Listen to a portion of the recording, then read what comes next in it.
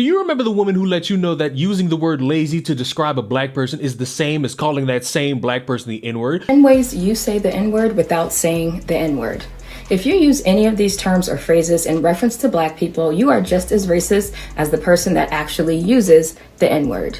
Here are the words. Okay. Thug. Black people are racist. Ghetto. Black people are racist. Welfare queen. Black people are racist. Lazy. Black people are racist. Race baiter, race grifter, threatening, angry, dangerous. Black people are indeed racist. Do you also remember that woman saying that the only way to prove that you're not a racist is to give black people money on Juneteenth? Number 1, invest in anti-racism. Buy things. Buy. Invest in her course. Because remember, she has a course on how to dismantle all that anti-racism that you have inside. Well, you'll be delighted to know, if your memory is that strong and you hate the fact that you had to hear something that's stupid, that she's back again to let you white evil people know the way you respond to reparations for the poor, disenfranchised, marginalized, desperate African Americans in the year 2024. Madam, take it away. Here's how most white people respond to the idea of reparations for African Americans. I can't wait to be informed. No one alive today was ever enslaved, and no one alive today was ever a slave owner. That's something I would typically say. This is ridiculous. We're not giving away free money just based on race. Every culture has some form of slavery. It's arguably true if you look at the history, and if you look at what the black people were doing to other black people back in that time, because the white people got them from somewhere, and a lot of black people were selling them. But every white person who is alive today is still benefiting from the transatlantic slave trade and chattel slavery, and every How so? black person who is alive today is still being negatively impacted by the legacy of the transatlantic slave trade and How so? chattel slavery. It's not giving away free money Wait, to how people so? based on their race. Tell me it's an how. overdue debt that has been owed for hundreds of years that But has tell me yet how. to be paid. How am I Other affected? cultures did not have chattel slavery, where people were born into slavery in perpetuity with no way to get out of it and by no fault of their own, and then terrorized.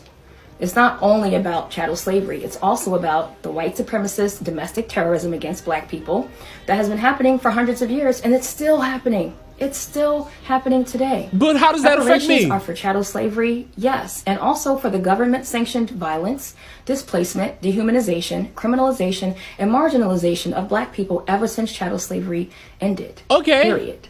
Got it? Good. Chattel slavery. If modern-day white Americans truly benefit from the fact that slavery existed over 150 years ago, then so do modern-day black Americans. So do Americans of every color, because the freedom, the prosperity, the benefits, the rights associated with living in this nation in the modern era extend to all Americans, not just the white ones. If you really believe that slaves built this nation, well, we all benefit from living in this nation in the modern era, so I guess we all owe them a debt of gratitude. You are better off living in the modern-day U.S. than you are in most parts of the world. You're better off living in the modern-day U.S. than you are in most parts of Africa, which brings me to the fact that, yes, other cultures did, and in fact still do, have chattel slavery. But you know, almost 60% of Americans today can't afford a $1,000 emergency. Your entire premise is predicated on the false notion that all whites, or most whites, have all this generational wealth that's been passed on to them from their ancestors, who of course were all slave owners. You're ignorant, you're uninformed, you're sitting in your cushy house demanding money from people who owe you nothing. Okay, that was great. Great informative stuff. Couple questions. How? Why? And are you ignoring the slavery that's still going on in the year 2024? I know reparations are this idea that a lot of people who claim to be for the people are always talking about. And in some conversations, I could walk with you a little bit, especially when you're seeing all this money going to Ukraine and all the illegal immigrants, and you sit there and wonder to yourself, how comes no one's giving any money out to the black people for all the pain that they had to deal with back in the day 400 years ago? I would argue that it would stand to reason you're not going to see that money, and based on what you described, woman, you are not really going to see a change in anything, because your reasoning is people are still suffering and people are still profiting, but giving that money away, no matter how much money it is, really isn't gonna make anything go away. It's just gonna put money in your pocket. Now, what you do with that money is a completely different subject, because somebody could be dumb enough to believe that, hey, I just got $100,000 from the government and racism has completely gone away. And that would be a stupid thing for anybody to say. But if you're gonna go the route of trying to say that people are benefiting and people are suffering, you need to explain how instead of just saying we are. Because when you don't explain how, you leave more questions left unanswered. And sadly, you, madam, even though you are a very bodacious and beautiful and stylish individual, you did a very poor job trying to stick up for reparations and why they're needed. And can I just say, there are white people who hear this and see this and they have their take on it. And you could either agree or disagree. And my stance is simply this. You will have to at least understand that some people will not handle that money greatly. And you could say it doesn't matter. They paid or got paid the due for all the bigotry that never happened to them, because while you were tweeting from an iPhone and making TikTok videos, the people you're talking about are in the ground dead. So the actual benefiters of such a thing will never get to see that in any form whatsoever. White people living today don't owe black people any type of reparations in any way, shape, or form. Hear me out.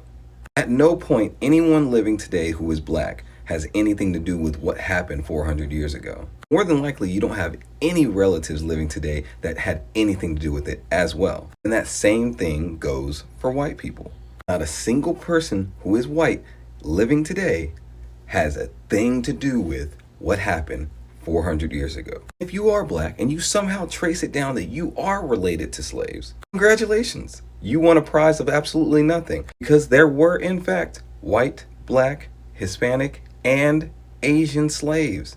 And yes, I did say there were white slaves. Also, if you really want to apply the same logic that you want to charge all these white folks for as of today, take your ass over to Africa, right? Track your ancestry down, because you're going to find it deep in there. Find out the African that sold your ass, and then challenge him to a boxing match. And if you just so happen to be successful, when he hands over his donkey, the little mud hut in the corner, his collection of spears and shit, then you got your reparations. But if you're looking for reparations out of America, good luck. These white folks don't owe you shit. And you just want some money in your pocket. Or you could come to the realization that everything won't change because you got money in your pocket. You could give me $3 million, I'll live a little bit of luxury, but it won't erase any situation going on at any given time to where somebody could get on TikTok and say it's racist. It won't stop any hate crime. It won't stop any racial discrimination. It won't stop this reverse racism that you claim doesn't exist, because you don't have the power to be racist, but you have the power to beg and also segregate as you see fit given the situation. But no, you don't have the power to be racist because it's institutionalized. But I would need people to understand greatly that the topic of reparations needs to be a conversation that is not this stupid and actually something people could tend to understand, because in case anybody doesn't know, there are ways reparation is being talked about for the black people, but it's only for specific black people. So if you don't make the cut, guess what? You're not going to be one of the people getting money potentially, and that could fuck up even more people believing in the people, because if there's one thing a lot of people enjoy, it's money. And when they see other people getting money, even though they might not fit the category, it'll leave a sour taste in their mouth. It'll leave them thinking, I deserve that money. I want your money. Give me your money. And then that's an unintended consequence you didn't think about, because you're so focused on demonizing the white guy, you're not seeing the bigger picture. You're just looking at a small pixelated version of it and thinking you know everything. Do you support reparations for American descendants of slaves? How can you possibly justify taking money through force taxation from someone today who was never a slaver, whose families were never slavers, who has never been involved in slavery in any way, and giving it to someone today who was never a slave, who has never been a slave, whose parents weren't slaves, whose grandparents weren't slaves? None of that is to diminish the horror of slavery, but to say that reparations is a nutso solution. Did America benefit from slavery? I didn't. But did America's history benefit from slavery? I mean, no. All right, so I'm going to ask this very, very, very directly. It's a very way of wording this. Did your parents receive anything from the New Deal, and specifically Social Security? Perhaps not yet. They probably will. So perhaps you don't. Social Security. Yeah.